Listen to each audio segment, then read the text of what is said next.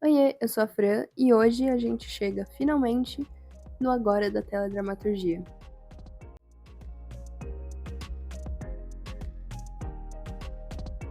Nos episódios anteriores, vimos o longo e doloroso caminho da mulher negra que saiu da invisibilidade da caricatura para a aceitação condicional. E agora a gente vai falar sobre essa virada, o momento em que essa pressão social e essa ação política forçaram a maior emissora do país a repensar os seus elencos. Mas para isso a gente precisa começar pelo momento de crise que forçou essa mudança. O caso do Segundo Sol, que nós falamos no último episódio. A novela, ambientada em Salvador, que, novamente, é uma das cidades mais negras do Brasil, foi alvo de protestos massivos porque seu elenco principal era quase todo branco.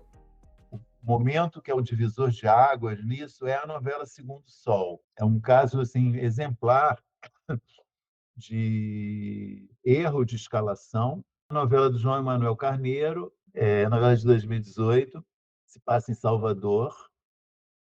A protagonista, acho que eles quiseram que a protagonista fosse a Thaís Araújo ou a Camila Pitanga. Nenhuma das duas pôde ou quis. Aí escalaram a Giovanna Antonelli, entendeu? E todos os protagonistas são brancos, todos na novela. Uma novela que se passa em Salvador, 2018. E aí teve assim, uma revolta, começou interna, assim, o elenco procurou a Globo para reclamar, tomar satisfações, como é que pode isso? Depois, hoje em dia, você já vê vários depoimentos de atores que se arrependeram de ter feito a novela. O público não deixou passar.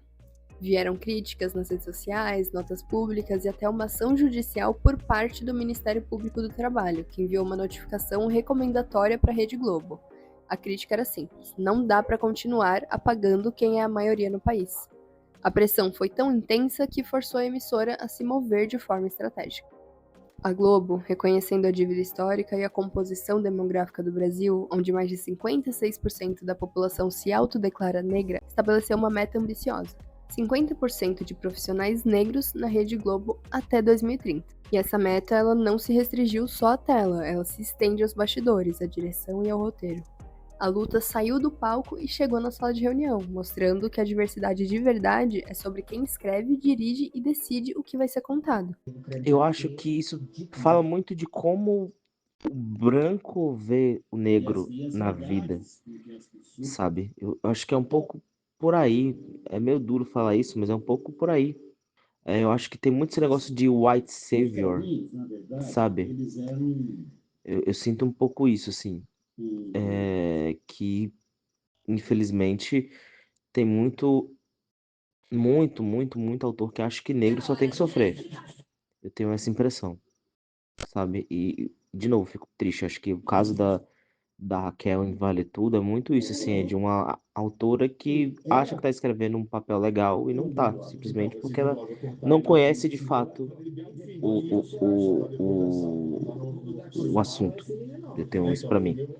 Acho que não é uma percepção de o público só aceita a negra nesse lugar, não, pelo contrário, as pessoas já aceitam o negros em outros lugares. E é nesse cenário de virada que surge Vai na Fé, em 2023. A novela não só trouxe uma protagonista negra, mas toda uma família negra central, complexa e multifacetada. Sol, interpretada pela Sharon Menezes, é uma mãe, cantora, mulher de fé com sonhos e contradições. A sua história era a prova de que o sucesso comercial viria com a diversidade. Filha do Carlos Eduardo Carvalho, por favor. Sou eu. Eu sou esposa dele. Alguma notícia do meu marido? A senhora estava ciente da gravidade do estado dele quando ele deu entrada aqui no hospital, não estava? Eu tava sim. Aconteceu alguma coisa? A senhora está querendo me dizer que... A gente perdeu seu pai, minha filha.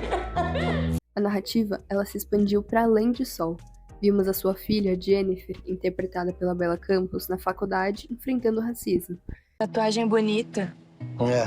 O que significa? É um sol maori.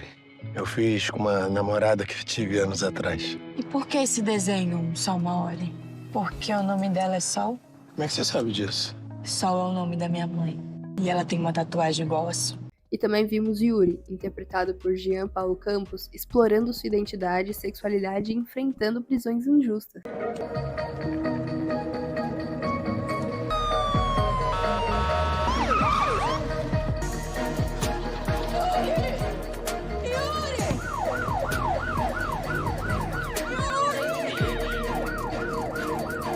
Mas mesmo em Vai na Fé, um padrão teimoso insiste em permanecer, o do sofrimento obrigatório. O Arco de Sol é um exemplo clássico. Ela é vítima de estupro na juventude, ela vive o luto do marido, ela sofre ostracismo religioso e precisa provar sua história a todo momento. Ela é forçada a carregar um volume desproporcional de tragédias e adversidades. Sol acaba encarnando o arquétipo de super-heroína sofrida, aquela que é sobrecarregada para legitimar sua ascensão. É como se o protagonismo negro só se justificasse por meio de um martírio contínuo. Essa narrativa, quando exagerada, ela transmite a mensagem de que a vida da mulher negra é o sinônimo da luta incessante. E essa tendência de esvaziar a personagem de leveza não para só na Sol. Quando olhamos para os personagens secundários, vemos que a teledramaturgia ainda tropeça em padrões clássicos. A melhor amiga de Sol, a Bruna, por exemplo, ela assume uma figura de cuidado. Ela é descrita como uma mãe solo e provedora do lar que assume o papel de cuidado pelos outros e se espreme na sua subjetividade social e afetiva. Já Kate, apesar de ser uma personagem central, é frequentemente reduzida à hipersexualização e por ser a preta indomável.